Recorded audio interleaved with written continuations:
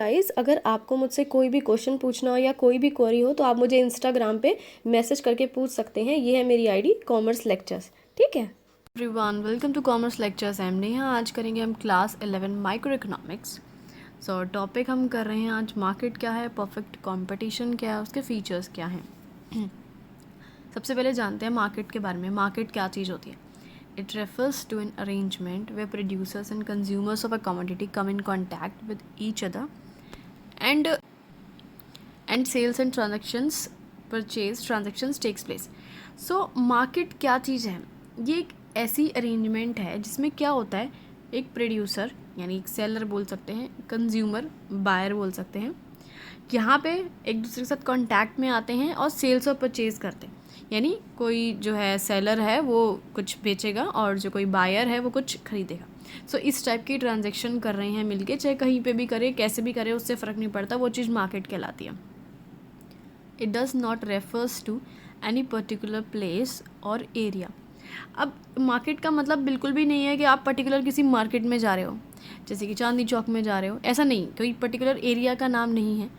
And face to face contact is also not necessary. और ज़रूरी नहीं आप फेस टू फेस कॉन्टैक्ट भी करो, यानी किसी पर्टिकुलर मार्केट में, किसी दुकान पे या शोरूम में जा रहे हो, ये चीज़ भी बिल्कुल ज़रूरी नहीं है। ठीक है, बस बेसिकली बात क्या है कि ट्रांजैक्शन होनी चाहिए, यानी सेल्स एंड परचेज़ होना चाहिए।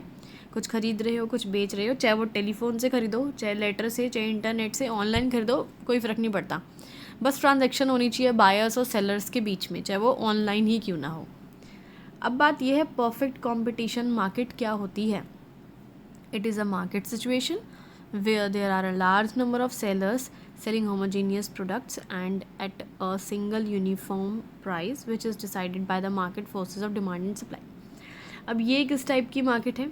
इस सिचुएशन में होता क्या है, यहाँ बहुत सारे जो है सेलर्स और बायर्स होते हैं, दोनों ही।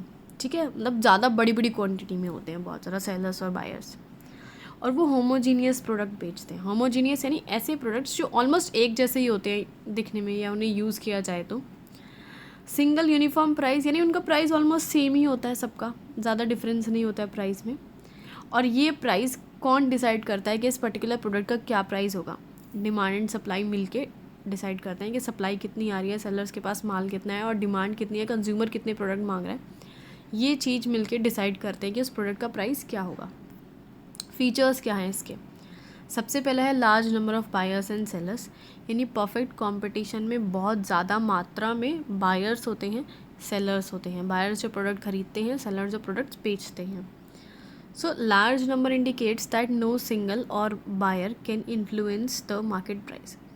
अभी large number of buyers and sellers का क्या मतलब है कि कोई सिंगल इंसान आके चौड़ा होके मार्केट के प्राइस को नहीं हिला सकता, बिल्कुल भी नहीं हिला सकता। कैसे, क्यों, ये पढ़ते हैं। सपोज़ एक सिंगल सेलर है, एक सिंगल आदमी है, वो प्राइस हिला सकता है या नहीं हिला सकता, कम ज़्यादा कर सकता है या नहीं कर सकता। Sells small portion as compare to the total output of all firms. एक सिंगल सेलर है, वो छोटा सा पोर्शन, थोड़ा सा ही माल बेचता है अगर हम कंपेयर करें बाकी सब फर्म्स। अब जैसे कि 1000 फर्म है एक मार्केट में, तो और एक सेलर उसमें से सामान कोई बेच रहा है, तो 1000 के मुकाबले, उन सब के मुकाबले जो 999 होंगे उनके मुकाबले वो थोड़ा सा माल बेचेगा, है। तो ही alone can not influence the price by increasing और डिक्रीजिंग क्वांटिटी सप्लाई। सो वो अकेला बिल्कुल भी प्राइस को इफेक्टेड नहीं कर सकता है, चाहे वो सप्लाई बढ़ाए चाहे घटाए। अब वो अपनी दुकान ही बंद कर दे, सप्लाई ही ना करे बेशक से, क्या होगा? कोई फ़र्क नहीं पड़ेगा, लोग दूसरी दुकान पे चल जाएंगे, बात ख़त्म। या सप्लाई बहुत ज़्यादा कर दे, सस्ता कर दे, नहीं, ऐसा भी नहीं हो सकता है, पॉसिबल ही नहीं है। बहुत ज़्यादा सस्ता कर देगा तो लोग सोचेंगे इसका माल ख़राब तो नहीं है, ये तो सस्ते में बेच रहा है, पूरी मार्केट में तो इतना प्राइस कहीं पे भी नहीं है।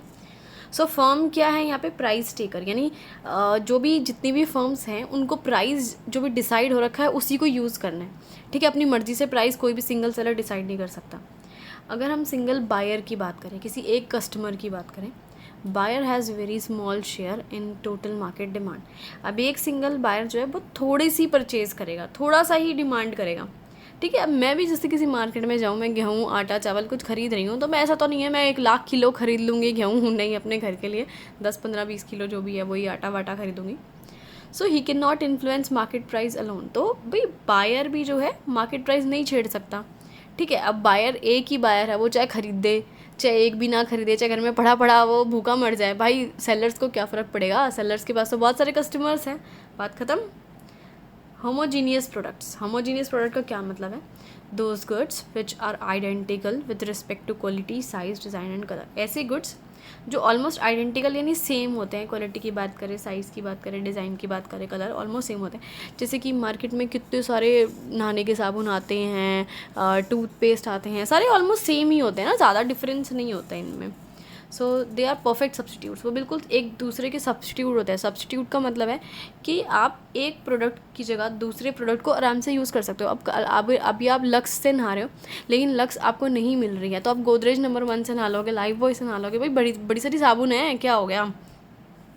So if seller charge high price for homogeneous products, then buyer has various options to purchase the same products from other sellers। so चलो कोई सिंगल सेलर की बात कर लेते हैं, वो हाई प्राइस करता है, उसने अपने प्रोडक्ट के प्राइस डबल कर दिए, लेकिन प्रोडक्ट्स कैसे हैं, होमोजेनियस है, बिल्कुल सेम है, एक जैसे हैं। तो बायर क्या करेगा, भाई उसके पास तो बहुत सारे ऑप्शन हैं, क्योंकि उसके पास तो बहुत सारे सेलर हैं, तो वो अपना प्रोडक्ट जो है किसी और से परचेज़ कर लेगा, किसी और दुकान पे चल जाएगा, है ना, बोलेगा अरे इस दुकान पे तो बड़ी डबल रेट की महंगी गेहूँ या चावल मिल रहे हैं, मैं दूसरी दुकान पे चल जाता हूँ। तो सेलर क्या करेगा, अपने कस्टमर को खो देगा, ज़्यादा प्राइस हाई करता है तो, क्योंकि ऑलमोस्ट सेम प्रोडक्ट है ना। चलो आगे बढ़ते हैं, फ्री एंट्री एंड एग्जिट। भाई कोई भी मार्केट में आए, कोई भी मार्केट से जाए, कोई फ़र्क नहीं पड़ता।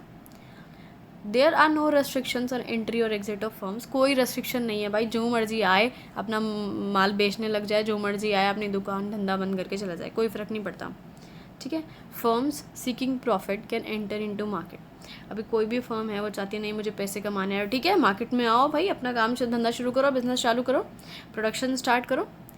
Firms which are suffering losses can exit the market. और फर्म्स जो हैं जिनको लॉस हो रहा है, भाई छोड़ दो मार्केट, दूसरी जगह कोई और काम देख लो, ठीक है, किसी की कोई सेहत पर फ़र्क नहीं पड़ेगा, कोई आ रहा है कोई जा रहा है। नेक्स्ट है परफेक्ट नॉलेज, सबके पास नॉलेज होती है, चाहे बायर हो चाहे सेलर हो, सबके पास प्रॉपर नॉलेज है, प्रॉपर डिटेल्स है। All the buyers and sellers are fully aware of the price. अब चाहे कोई बायर हो चाहे सेलर हो, भाई प्राइस के बारे में सारी इन्फॉर्मेशन है कि मार्केट में ये रेट चल रहा है, एंड और भी जो मार्केट की कंडीशंस चल रही है, मार्केट में किस टाइप के प्रोडक्ट चल रहे हैं, कैसी क्वालिटी चल रही है, सब दोनों को पता है।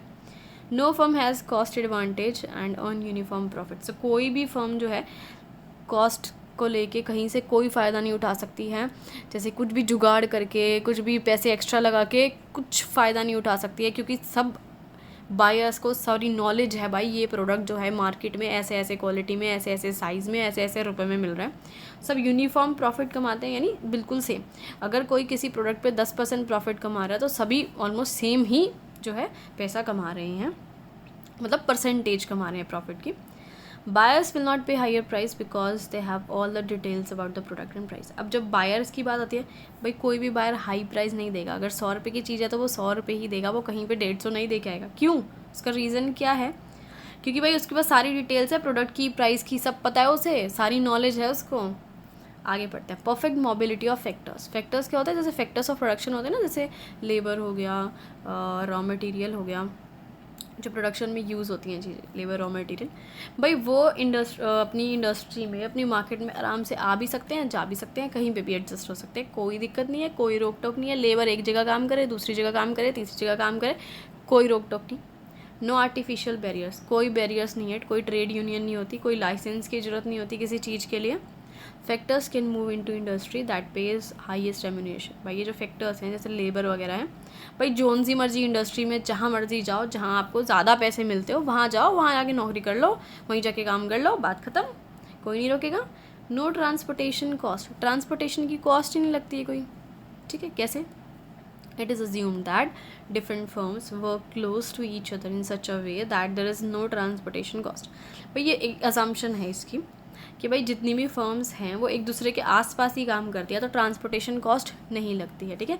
माल को एक जगह से दूसरी जगह तुरंत लेके जाया जा सकता है, ट्रांसपोर्टेशन कॉस्ट यहाँ नहीं मानी जा रही है। तो इसी का ये वीडियो ख़त्म।